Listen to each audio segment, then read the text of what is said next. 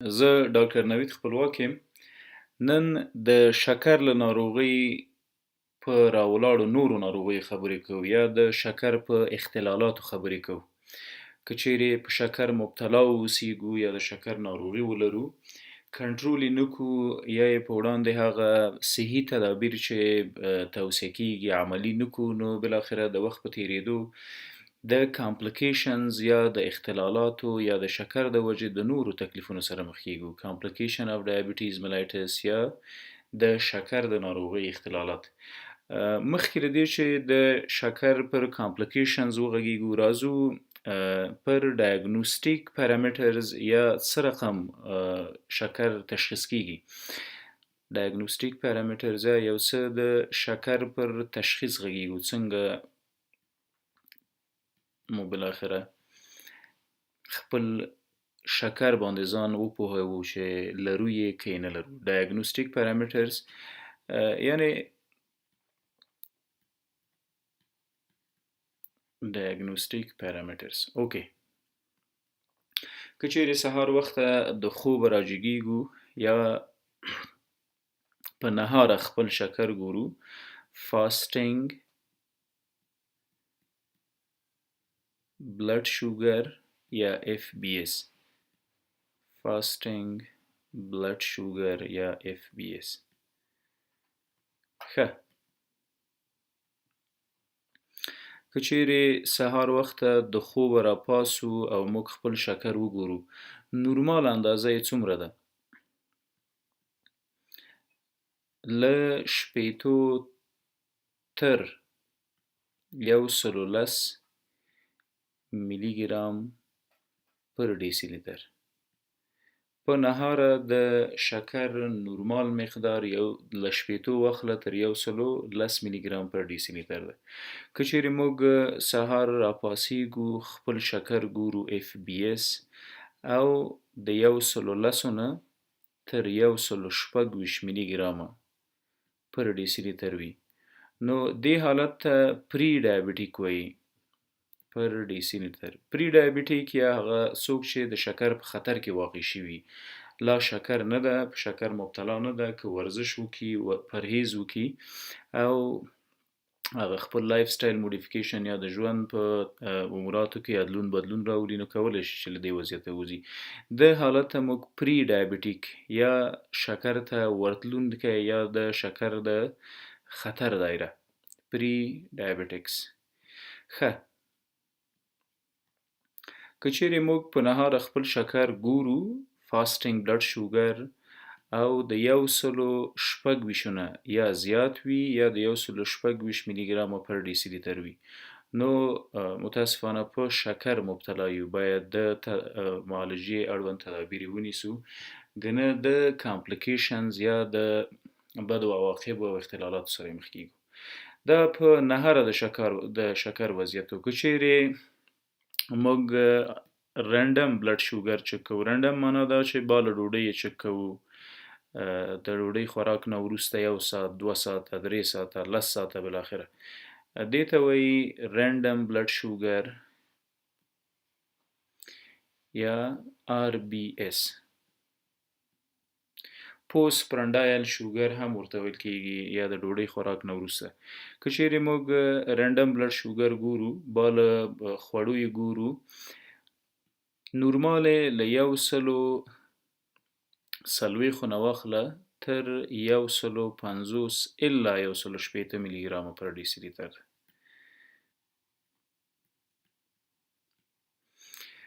ښه، د RBS که چیرې یو څوک خپل شکر معاینه کوي او ګوري بعد له ډوډۍ، البته د 160 الا 200 ترمنځ شکر ده، 200 میلی ګرامه پر ډیسی لیتر.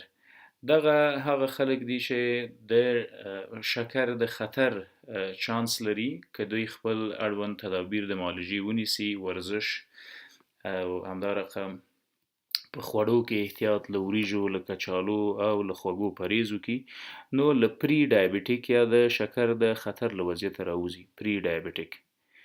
که چیرې موږ خپل شکر ګورو په مړه خېټه او دا وي 200 یا له 200 میلی ګرامو نه زیات پر ډیسی لیتر، RBS یا رندم بلډ شوګر مساوي کیږي یا زیات ده له 200 میلی ګرام پر ډیسی لیتر. نو دغه عدد د یا دغسې نتیجه په شکر د مبتلا کېدو ښکارندویي کوي. دا هغه ډایګنوستیک پارامیټرز دي که موږ شکر معاینه کوو څنګه باید وپوهیږو چې په شکر مبتلا یو، د شکر په خطر کې یو او که شکر مو نورمال ده. نو دغه ډایګنوستیک پارامیټرز د ځان سره تعقیبوو. راځو د شکر له وجې له راولاړو اختلالاتو یا نورو ناروغیو په هکله خبرې کوو. د ډایبټیس ملایټس کامپلیکیشن که موږ تقسیم کړو دوه ډوله دي. یو ته مایکرو واسکولر وایي، مایکرو واسکولر،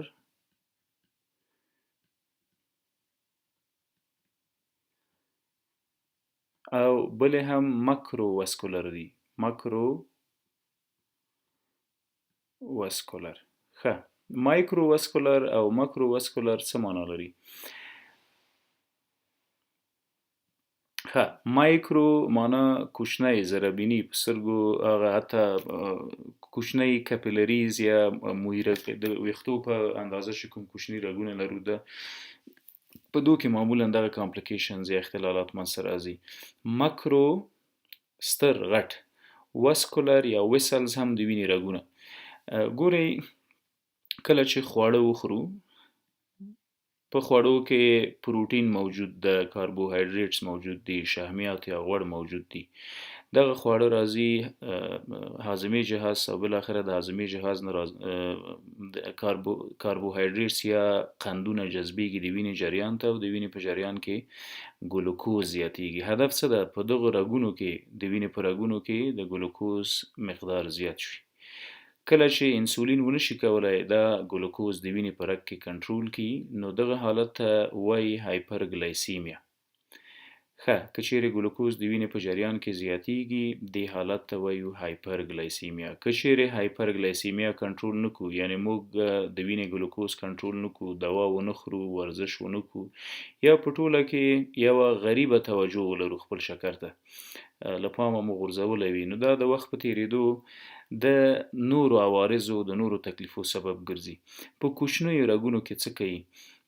یوه پروسه ده چې هغه ته نان انزایمټیک ګلایګیشن وایي. نان انزایمټیک ګلایګیشن څه معنا لري؟ د وینې په جریان کې پرته له دې چې کوم انزایم، کوم کټالیس، کوم بل کومک کوونکی د ګلوکوز سره یوځای شي په خپله ګلوکوز ګلایګیشن کوي. ګلایګیشن څه معنا؟ د نورو حجراتو سره یوځای کیږي، د نورو موادو سره یوځای کیږي. په دو کې یو ګلایګیشن له څه شي سره کیږي؟ له لیپیډ سره، له شحمیاتو سره. یعنی دا کوم ګلوکوز چې د وینې په جریان کې ګرځي هلته د شحمیاتو سره یوځای کیږي. په شحمیاتو کې موږ موزره شحمیات لرو لکه LDL لو ډنسټي لایپوپروټین، لکه VLDL very low density lipoprotein، لکه کولسترول یا د وینې غوړ چې ورته وایو، مصداق ډیری د وینې غوړ ته کیږي د کولسترول. حال دا چې VLDL دا ټول غوړ دی، VLDL، LLDL، HLDL یا های ډنسټي لایپوپروټینز، همدا ډول ټرایګلیسرایډ. دا ټول که چیرې د وینې په جریان کې وي، د مریض وزن زیات وي او ورسره یې ګلوکوز هم په وینه کې زیات شي، دغه ګلوکوز د دغو موادو سره یوځای کیږي. کله چې یوځای شو همدا رقم د پروټینونو سره یوځای کیږي او دغه پروسې ته وایي ګلایګیشنز. کله چې ګلایګیشن وشو د وینې په جریان کې دا مواد رسوب کوي. فرضاً دا د وینې رګ ده، ګلوکوز د نورو موادو سره په وینه کې یوځای کیږي لکه لیپیډز، شحمیات، خصوصا دا موزره شحمیات. همدا رقم له هیموګلوبین سره یوځای کیږي. په دې هکله وروسته غږیږو چې هیموګلوبین سره یوځای شي نو د شکر دپاره کومه معاینه بهتر دا وضعیت تشخیص کولی شي. کله چې د هیموګلوبین سره ګلایګیشن وشي د دې دپاره بیا موږ په وینه کې د HbA1c یا اډوانس ګلایګیشن هیموګلوبین ګورو یا ګلایکوسایلیټډ هیموګلوبین ګورو.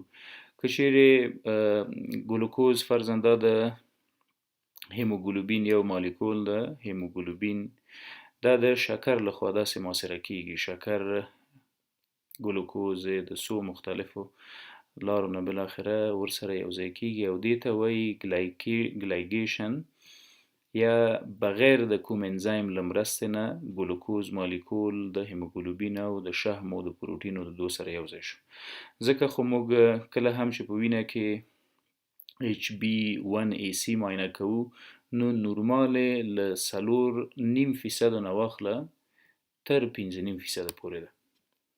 یعنې موږ که په خپله وینه کې HB1AC معاینه کوو نو نورمال څو ده په انسانانو کې 4.5 تر 5.5%. له 5.5 نه واخله تر 6.5 یا 6.5% پورې پری ډایبټیک یا د خطر ساحه ده. که چیرې زموږ نتیجه یا HbA1c مساوي له 6.5 یا له 6.5 نه زیاته شوله نو موږ متاسفانه په شکر مبتلا یو. نن سبا د شکر د معالجې دپاره د تشخیص دپاره دا تر ټولو دقیقه معاینه ده HbA1c. په تیرو 3 میاشتو کې زموږ د شکر مقدار معلوموي. څنګه؟ هیموګلوبین په وینه کې د وینې یو کامپوننټ هیموګلوبین ده او معمولا تر 90 ورځو پورې ژوند کوي. د دې لایف سپان یا د ژوند موده 90 ورځې ده. نو که چیرې هیموګلوبین او ګلوکوز سره ګلایګیشن کړی وي او یو بل سره یوځای شوی وي نو کولی شي چې د تیرو 3 میاشتو معلومات هم راکړي. موږ به وینه ګورو، معاینه کوو یې، که مقدار یې د 6.5 یا د 6.5% نه زیات شو نو دا هغه ثابت عدد دی چې بالاخره کولی شي موږ ته د شکر موجودیت تثبیت کړي. ښه، کله چې ګلایګیشن وشي یعنې د ګلوکوز د پروټینونو سره د شحمیاتو سره د هیموګلوبین د دو سره یوځای شي نو د وینې په رګونو کې رسوب کوي داسې او جوړوي څه؟ اتیروما. اتیروما یعنې د ګلوکوز جمع شحمیات جمع هیموګلوبین جمع نور ټاکسیک او زهري مواد دا سره یوځای شي او د وینې په جریان کې رسوب کوي، ډیپازیټ کیږي. کله چې ډیپازیټ شول مسلماً د وینې د جریان مخه نیسي. دلته چې څه منځته راځي دې ته یو حالت وایو اسکیمیا. کله چې د وینې په رګونو کې یو مانع د وینې جریان ته ایجاد شو، یو کوچنی دانه ایجاد شي نو مسلماً د خواته د وینې جریان کمیږي او په وینه کې موجود غذایی مواد ګلوکوز نیوټریشنز همدارقم اکسیجن دا نه رسیږي د بدن غړو ته. اوس نو که د بدن په هره سیمه کې دا اتیروما جوړه شوله د وینې د جریان په وړاندې خنډ جوړیږي، هلته اسکیمیا جوړیږي او همدا ده چې بالاخره د ډایبیټیز یا د شکر د وجې کامپلیکیشنز یا جانبي عوارض منځته راځي. اوس په دې غږیږو چې مایکرو واسکولر او ماکرو واسکولر یعنې څه؟ که چیرې د وینې په کوچنیو رګونو کې کاپیلریز یا د موی رګونه چې ورته وایي، که چیرې په دو کې دغه مواد د ګلوکوز سره یوځای جمع شي، اتیروما جوړه کړي، اتیروسکلروسس جوړ کړي او خلاصه دا چې د وینې په جریان کې یو مزاحمت وکړي، ارګانونه د وینې د جریان د کمبود د وجې په لږه او په تنده مبتلا کیږي او هلته د غذایي موادو د اکسیجن لاره بنده شي ورته راورسیږي. بس همدا وي چې ورو ورو له سل ډیث یا د حجراتو د مرګ و میر سره مخ کیږو. که چیرې کوچني رګونه بند وي نو یو ډول تکالیف منځته راځي. که چیرې کوچني رګونه بند نه وي او په غټو رګونو کې د بدن د وینې په غټو رګونو کې دا مواد ځای په ځای شو نو هغه بیا بیل ډول کامپلیکیشنز یا جانبي عوارض منځته راولي. راځو په مایکرو واسکولر کامپلیکیشنز غږیږو. په مایکرو واسکولر کامپلیکیشن کې چې اسه ډیر مهمه دي. ګوري دا زموږ ګرده ده،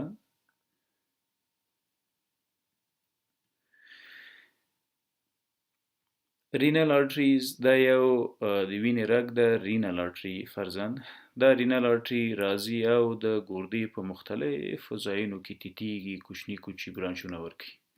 که چیرې د شکر د وجې اتیروما راشي او په دغه رګونو کې جوړه شي نو موږ اتومات د نفرو ډایبټیک نفراپیتي سره مخ کوي. نفروپیتي یا د ګردې ناروغي د څه شي د وجې؟ د شکر د وجې. نو لیکو ورسره چې ډایابټیک نفراپیتي. کله چې شکر کنټرول نکو ورو ورو د ګردو د تکلیف سره مخ کیږو او دغه نفراپیتي معمولا د CKD یا کرونیک کډنی ډیزیز یا د ګردې د مزمن تکلیف سبب ګرځي. د دې ترڅنګ بل اختلال چې یا بل تکلیف چې په مایکروواسکولر کامپلیکیشنز کې منځ راځي که چیرې د وینې په کوچنیو رګونو کې دغه ګلوکوز جمع نور مخرب مواد چې سره یوځای شوي دي رسوب وکړي، فرضاً سترګې ته چې کوم رګ راغلی ده د وینې دا بالاخره راځي او په خپله د سترګې په مختلفو په ریټینا کې خپل برانچونه ورکوي. که چیرې دلته د وینې رګ بند شي نو د سترګې د ناروغۍ سره مخ کوي، ریټینوپیتي یا د سترګو د لید ناروغي. ورو ورو مریض د سترګو لید له لاسه ورکوي د شکر د وجې او بالاخره ړندوي. د دې ترڅنګ په مایکروواسکولر کامپلیکیشنز کې څه شی ډیر مهمه دي د ګردې او د سترګو د ناروغۍ ترڅنګ هغه نیوراپیتي، ډایبټیک نیوراپیتي یا د شکر د وجې د اعصابو د رګونو له منځه تګ او ناروغه کیدل. ډایبټیک نیوراپیتي کله منځته راځي؟ ګورئ زموږ کله چې د وینې په جریان کې ګلوکوز جګ شي، هایپرګلایسیمیا منځته راشي، د بدن مختلفو حجراتو ته دغه ګلوکوز انتقالیږي د انسولین په وجه یا هم د شکر د دوا په وجه. درست؟ زموږ د وجود دوه ډوله حجرات دي، یو د اعصابو حجرات چې نیوران نومیږي. نیوران داسې یو شکل لري، فرضاً دا یې سل باډي ده، د اګزون او دا هم ډنډرایټ. په نیوران کې یو قسم حجرات موجود دي دلته چې هغه ته شوان سل ویل کیږي. دا شوان سلز یا د شوان حجرات سره یوځای کیږي او مایلن شیټ جوړوي. مایلن شیټ دا حجرات د شوان په نامه یادیږي، شوان سلز، او دغه حجرات سره یوځای کیږي بالاخره جوړوي څه؟ مایلن شیټ. مایلن شیټ وظیفه څه ده؟ له اعصابو ارګان ته او له ارګان اعصابو ته انګیزې انتقالوي. کله چې د دغه حجرې د شوان سل حجره مطالعه کو نو په ده کې یو انزایم چې د ساربیټول ډي هایدروجنیز په نامه یادیږي نه ده موجود، نشته ده. د ساربیټول ډي هایدروجنیز انزایم وظیفه څه ده؟ ساربیټول اخلي په داخل د حجره کې په فرکټوز تبدیلوي او فرکټوز هم زیات انرژي یا د ATP تولید کوي. کله چې ساربیټول راشي شوان سل ته راننوځي، په شوان سل کې د ساربیټول هغه انزایم چې د خپل ساربیټول اخلي او تبدیلوي په فرکټوز باندې نشته ده. نو بالاخره ساربیټول په داخل د حجره کې زیاتیږي. ساربیټول څه ته وایي؟ دا هم یو قند له ګلوکوز نه جوړیږي. ګلوکوز د حجرې په منځ کې د الډوز ریډکټیز په نامه یو انزایم داخلي په ساربیټول بدلوي. کله چې د حجرې په منځ کې ساربیټول زیات شي نو له بیرونه داخل د حجرې ته اوبه راځي، دې ته وایي هایپر اسموسس. کله چې د اوبو مالیکولونه دې حجراتو ته راغلل او د ساربیټول د وجې ډیر راننوتل، د حجراتو داخلي تعادل له منځه ویوړو، نو دلته دا چې هایپر اسموسس منځته راځي. هایپر اسموسس په داخل د حجره کې اوبه زیاتیږي، ډنډکه‌یي له اوبو، او د همدې د وجې اسموټیک سل ډیث منځته راځي. کله چې شوان حجرې مړې شي، مایلن شیټ له منځه لاړ شي، نو ډي مایلینیشن یا ډي مایلینیټیو نیوراپیتي منځته راځي. ډي مایلینیټیو نیوراپیتي. کله چې د اعصابو رګ ونشي کولی د یوې سیمې د بدن د یو ارګان انګیزه اعصابو ته راوړي او له اعصابو یې بیرته انتقال کړي ارګانونو ته، دې وضعیت ته وایي نیوراپیتي یا د اعصابو د رګونو ناروغي، چې دا متاسفانه د شکر د جګوالي د وجې منځته راځي.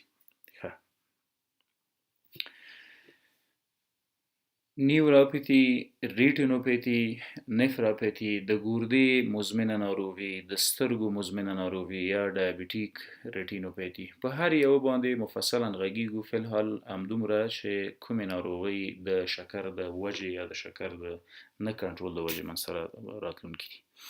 ښه، راځو ماکرو واسکولر کامپلیکیشنز ته. که چیرې ماکرو واسکولر کامپلیکیشن ګوري کوم ځای کې منځته راځي؟ د اسکیمیا د وجې یا د وینې د رګونو د بندېدو د وجې د بدن یو غړي ته وینه ورونه رسېدله، غذایي مواد او اکسیجن ورونه رسېده. دا یوې خوا نه د حجراتو د مرګ و میر سبب ګرځي، له بلې خوا د شوان سیلز د نیوراپیتۍ سبب وګرځېده. په شوان سیل کې هغه انزایم نه و موجود چې ساربیټول واخلي او په فرکتوز تبدیل کړي. دغه دواړه حالتونه که چیرې په پریفریز زموږ په پښه او د بدن په نورو سیمو کې منځته راشي نو ډایابیټیک السر جوړوي. ډایابیټیک السر څه ته وایي؟ د شکر د وجې زخم.